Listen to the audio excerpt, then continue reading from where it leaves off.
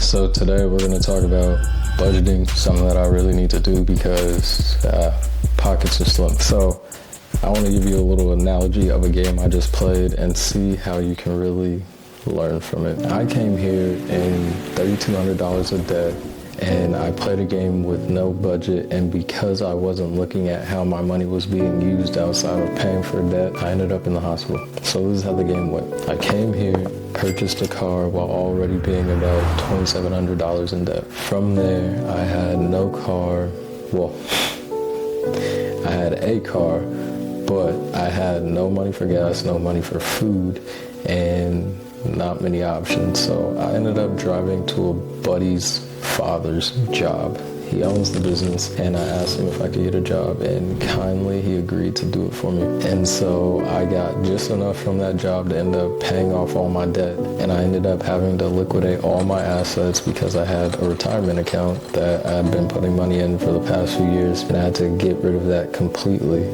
And then I was completely broke. The day I ended up paying off all my debts is when I collapsed from exhaustion, dehydration, and starvation, or at least the early signs of them. And it opened my eyes to the reality of what can happen if I'm not good with my money. Now, the key in that entire story was said towards the beginning. I came here with no budget and no plan, no car as well, but there was a lot of no's in that situation. I didn't execute, I wasn't prepared, and because of that, I ended up in a pretty bad situation that had a lot of people scared, and I don't want you to do that. So now, follow me as we learn about how to budget to stay away from the hospital. So the first thing I do when I look at my budget, depending on if I'm in debt repayment mode or asset acquisition mode, is very different. When I'm in debt repayment mode, I look at my income and expenses and try and see where I'm just at on a regular basis. Well, if I'm not in debt repayment mode and I'm in asset acquisition mode, I automatically, before anything happens, follow this rule. 10% of all you earn is yours to keep.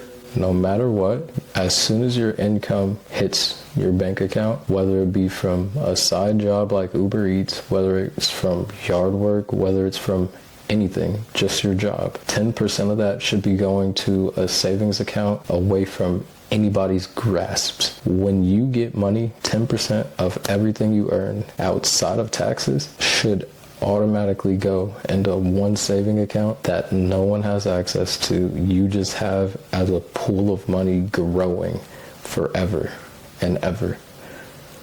Right? Simple enough. Now back to debt repayment mode. You want to line out all your income from everything, Uber Eats, work, dog walking, and then you want to lay out all your expenses. And I truly believe if you're in debt repayment mode, these are the only 5 expenses that should be on your expense chart: rent, utilities, gas, insurance, grocery. If you absolutely need a phone, which I do, so I have on here, outside of those, your phone, rent, utilities, gas for your vehicle, insurance, and groceries, there should be nothing on your expense table, because outside of that, everything else is realistically a luxury. I mean, maybe you have medication, so there's other things that can factor in, but if you're young, healthy, and you're in debt repayment mode, there's realistically not many things you should be expecting to pay for outside of getting yourself food, getting yourself places, and having a place to stay and a way to communicate. Outside of that, you should be very comfortable and content just having those basics while you're getting yourself out of a hole. And so once you have all your expenses laid out and all your income, you want to subtract your expenses out of your income and see what's left over. Now, when it comes back to not being in debt repayment mode, instead of being on that step number 2 would then be use 5% of your income to give, 10% of your income to give to your community, doing community service work and donation work. Why? Because the community is what's going to feed you and grow you and help you. And so you want to help give to your community, because the more your community can thrive around you, then you will be able to thrive as well within your community. This is something I believe and So I always try and factor it into people's budget when I help them understand how important it truly is to give, but also how impactful it is for their own life. I don't know. That's a completely different subject. We'll talk about that another time. But when you're not in debt repayment mode, your first 20% should either be tucked away into a pool of cash or into donations and giving charitably, right? Back to step number 3 with your debt repayment mode. Look at your income or look at the debts you have. Now that you know how much is left over from your income, once you take out all your expenses, the rest of that money realistically is going to get thrown at your debt. So the next big step is just looking at how much debt you have and how much you will have left over every single month after you pay for all your expenses. Whatever that number is, you're going to take it, and I'll say maybe there's $500 left over after you've paid all your expenses for the month, right? And you have $3,500 of debt, right? So now what you want to do is take the $500 you have left over and divide that out of the $3,500 you have of debt to see how long it will take. If you didn't take anything and pay for anything outside of your budget, how long would it take for you to end up paying off your debt, right? And so clearly, if you can do simple math, it'll be 7 months. And so now you know how long you're going to be in this hole and how long you have to suffer. Or you can then move on to the next step, which is adjusting your budget to make sure you have more leftover money at the end of the month so that you can pay off debt faster, right? So something that I did personally is I took my budget of groceries for the span of the month from $400 down to $200. Now it's going to be tough to budget around $200 of groceries on a month, but I also am just one person and I can find deals and figure out how to eat cheaper. So $200 for groceries a month is very doable, especially because I have a good amount of groceries already that are things that I can eat over the span of the next 2-3 weeks. So I cut that down, but realistically, to make sure you're able to pay it off faster, there's 2 key ways to do it. One is to increase your income, and you can do that in a variety of different ways. But number 2 is decreasing your expenses, which is kind of what I was just talking about. Slash how much you're using for groceries and find a way to budget around it and make it a little bit cheaper. Maybe you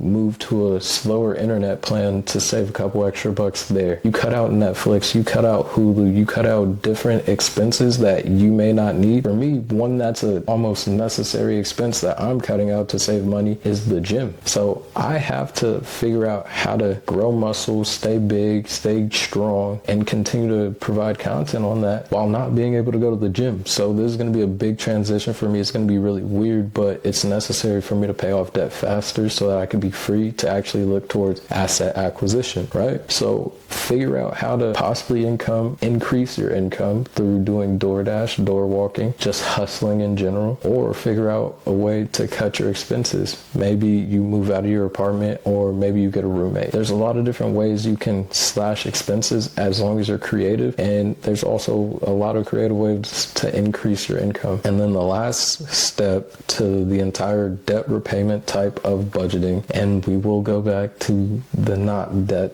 like the asset acquisition form. The last step in that is just reevaluate how long it will take for you to pay off your debt after you figure out ways to increase your income and different ways to lower your expenses. And then once you know how long it's going to take you and you're comfortable and satisfied, then you run with that budget, you run with that plan, and you wait, you sit on that, you finish out those few months that you need to do so that you can get out of debt repayment. Because once you're out of debt repayment, the world opens up and there's so many more possibilities. Then it turns into the not debt repayment. And I'll go over that one more time really quick. First, before anything, as soon as you get money, no matter where it's from, no matter when it is, 10% of all you earn is yours to keep. Put it in your wallet, put it in a bank account, get it away from where you're going to spend it, and make sure to save it. Put it away. You need this to continue to grow. This will be your lifeboat. If anything happens, you still have this, but you're going to let it grow. 10% always, no matter what. Number 2, you want to make sure you give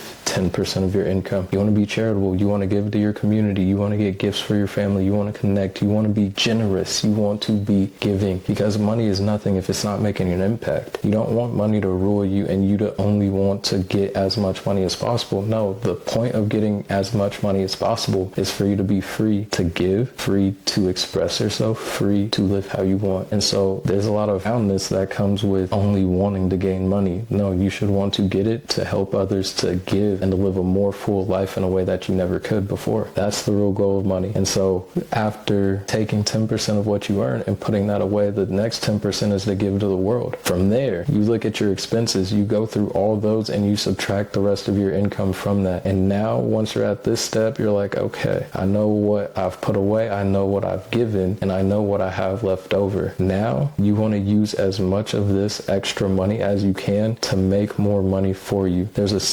saying in the book, The Richest Man in Babylon, that you want your money to act as children that you send out into the world to go and get married, have more children, and then you want to send their children out to go have more children, and continue that until you have generations of children in money form living within your bank account, gaining actual money through assets. I almost tried to make up a word to sound smart.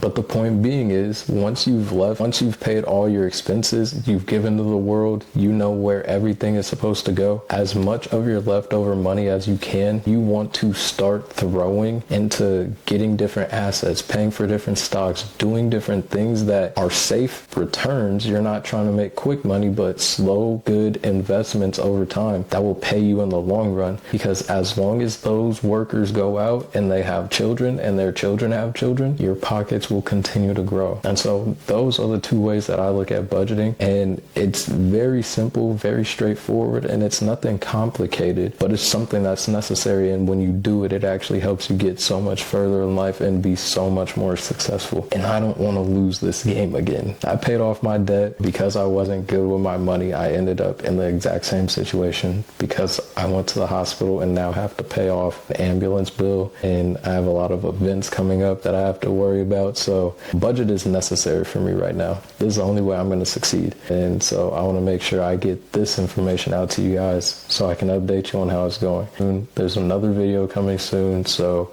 in case you watch that, click it. Thanks.